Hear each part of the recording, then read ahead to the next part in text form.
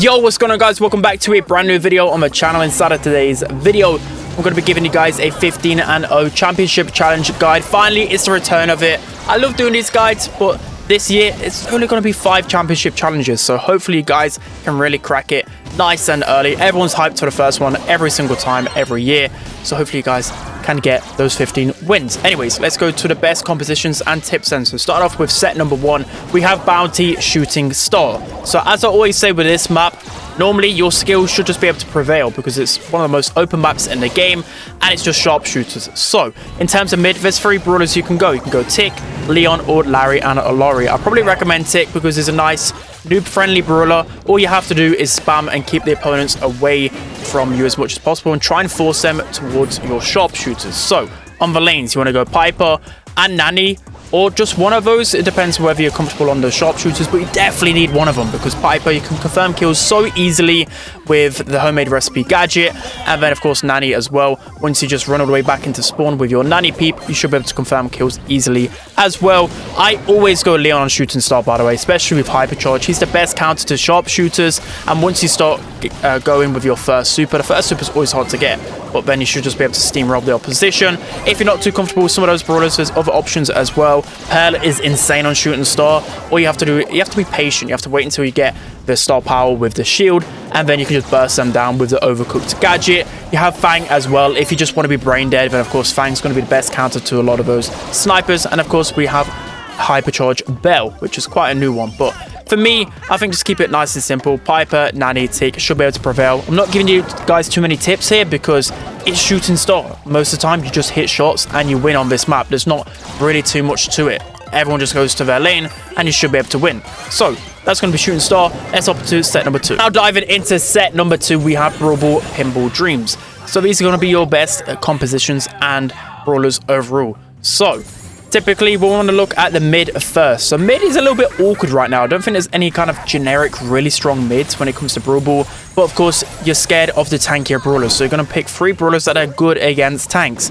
So first one's going to be Charlie. Charlie just shuts down every tank idea, and she's still really good, especially since the Hypercharge buff. And then we have Jessie, who got a buff to her Hypercharge rate as well. Of course, she's going to be great against tanks and a good counter to Charlie. And then Bo. Bo's good against tanks, good at opening up the map, and just a solid mid in general. So in terms of lanes then, there's a lot of good options on here. So it's kind of rock, paper, scissors down the lane. What I mean by that is typically throwers are good down the lane, but then throwers get countered by tanks.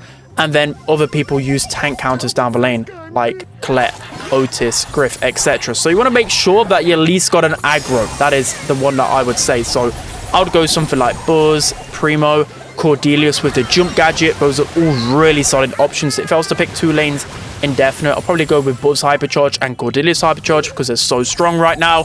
But again, you can easily go Griff to open up the lanes, especially against those pesky throwers.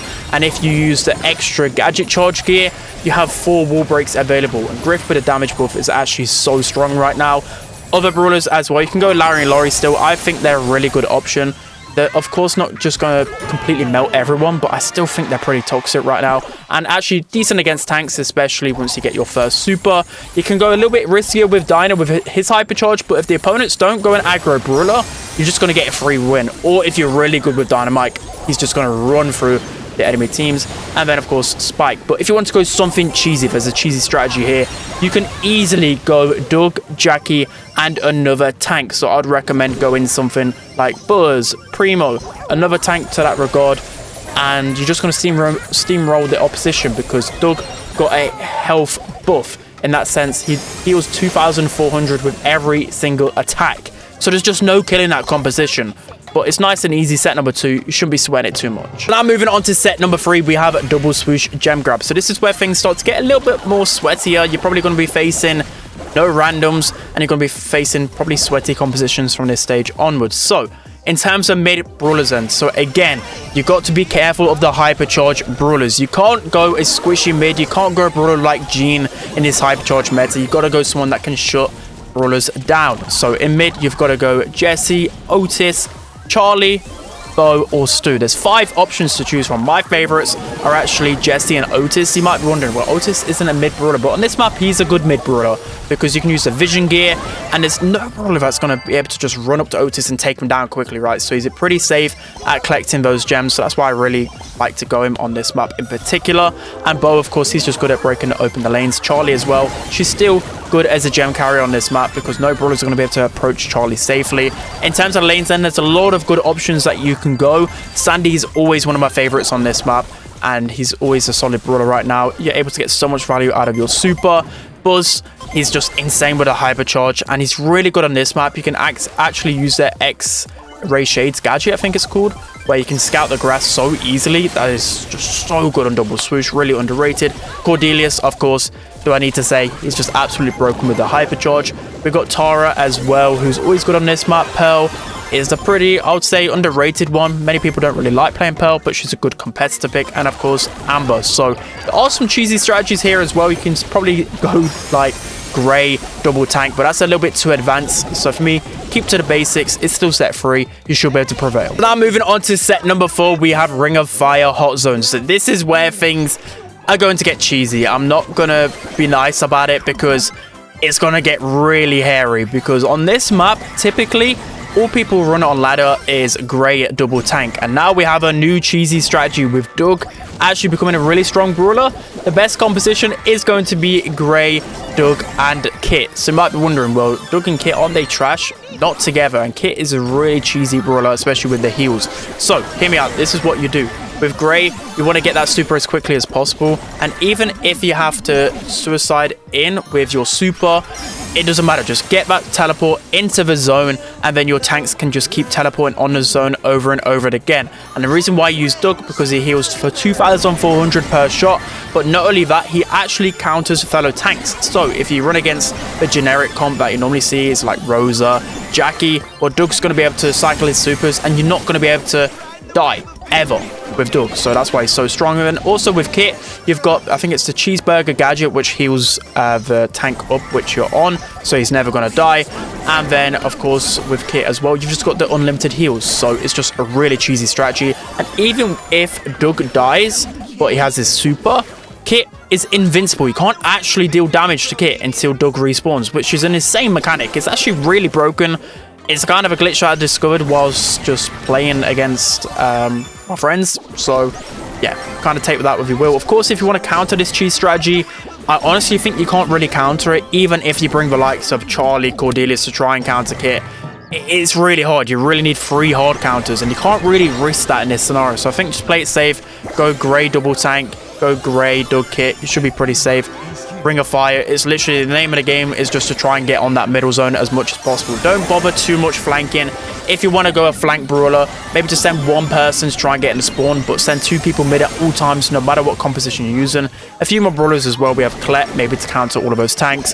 We have Leon, Lou, Bo, Jesse, but trust me, I think the cheesy strategy is the way to go to get you those wins. All right, guys, moving it into the 5th and final set, we have Out in the Open Knockout. So you've guessed it, there's another cheesy strategy coming. So I played Knockout, I think, a few days ago, and there was just unlimited cheese. There was so much Bo, Kit, and Daryl, but now I think I've got a better version of that. So I think Bo, Kit, and Buzz is the key to success here.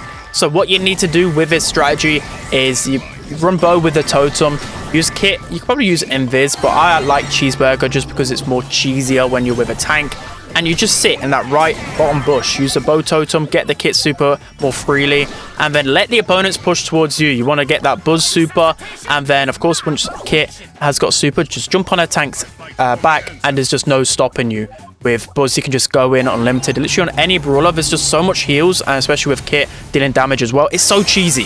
I've seen this strategy with Daryl so many times, where Daryl eventually gets his super, then he rolls in with the shield. You can't stop him, so you can either go Buzz, you can either go Daryl. I think those 2 are the strongest, and maybe even Fang as well. I think cheese really is the way to go. Again, like Kit kind of came out of nowhere, but trust me, it's so underrated and so easy to play that you guys need to try it out. But if you don't want to go cheesy strategy, if you don't feel comfortable with that, if you've not tried it enough, there's of course other brawlers, but beware. you will probably lose against that cheesy strat, especially with a good team. So there's other brawlers like Piper. Pearl is insane on this map and pretty good against the cheesy strat if you can be nice and aggressive. Nani, of course, really strong. Brock's good if you especially need it to break open the wall at the back with the gadget. You've got Eve down the left. Leon, insane pretty much every single time. Charlie, Bell, Meg. There's a bunch of other brawlers, but trust me, you want to either go the cheesy strategy or go a composition like Piper, Pearl, Leon. So that's going to be it for today's video, guys. I hope you enjoyed it. Just beware of step 4 and step 5 cheese. I'm telling you, it's going to be really disgusting. But that's going to be it. Hope you guys enjoyed it. Don't forget to like, comment, and subscribe. And I'll see you guys next time.